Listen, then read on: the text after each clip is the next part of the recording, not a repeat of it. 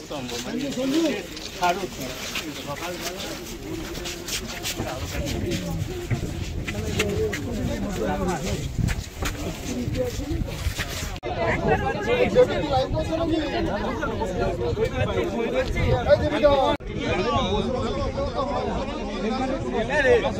আরে বলো কোথায় আছো তুমি?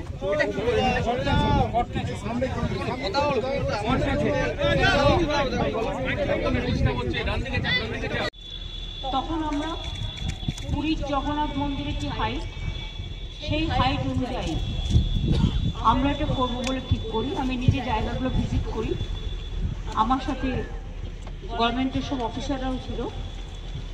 সেদিনের চিন্তাভাবনার জোরে আজকে 3-4 বছর টাইম লেগেছে এই এত সুন্দর একটা জগন্নাথ মন্দির, জগন্নাথ ধাম তৈরি করতে। এবং পুরীর সাথে নিশ্চয়ই আমরা তুলনা করবো না, কারণ ওদেরটা ওদের মতো, আমাদেরটা আমাদের মতো। ওদেরটা রাজারা করেছেন দীর্ঘদিন আগে, আমাদেরটা আমরা সরকারের পক্ষ থেকে করছি। টোটাল টাকাটাই সরকার। জায়গাটা অনেক বেশি আছে, এখানে প্রায় 20 একর জমি আছে।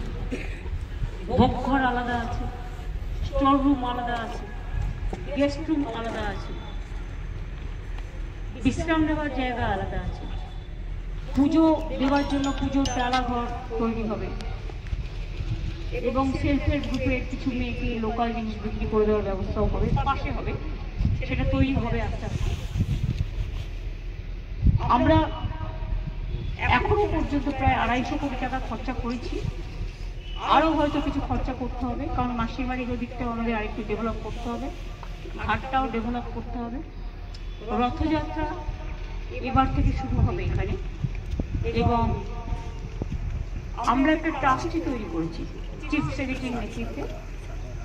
তাতে জেলা শাসক, এসপি, সনাতন ধর্মের যে সভাধিপতি, ইসকনের যে পশ্চিমবাংলার চার্জে রাধারমন বাবু আছেন, তাছাড়াও পুরীর দৈত্য, হ্যাঁ, তারপরে মাসির যে মন্দিরে যে পুজো করতেন জগন্নাথ দেবের এখানকার লোকাল, ওনাকেও রাখা হয়েছে। এবং ঠিক হয়েছে যে ওনারা 4 জন দেবেন লোকাল। সনাতন ধর্মের লোকেরাও কিছু ডালার দোকান করবে, প্লাস আরও হবে। পুরীতে যেমন খাজা পাওয়া যায়, এখানে বাংলার যে বিশিষ্টতা, গজা, ক্ষীরের গজা, গুজিয়া, কালীঘাটের প্যাড়ার মতো প্যাড়া, এই সবগুলো বিক্রি হবে।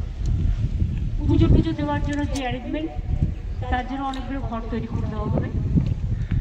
সেটা ট্রাস্টি বোর্ড দেখে নেবে, ডিএম এর উপর দায়িত্ব দেওয়া আছে, এসপি আছে, সবাই আছে, ডিসি আছে, সিএস আছে, হিডকো সবাই আছেন যারা এটা তৈরি করেছেন, চিফ ইঞ্জিনিয়ার আছে, ট্রাস্টি বোর্ডের সকলেই মেম্বার থাকছেন।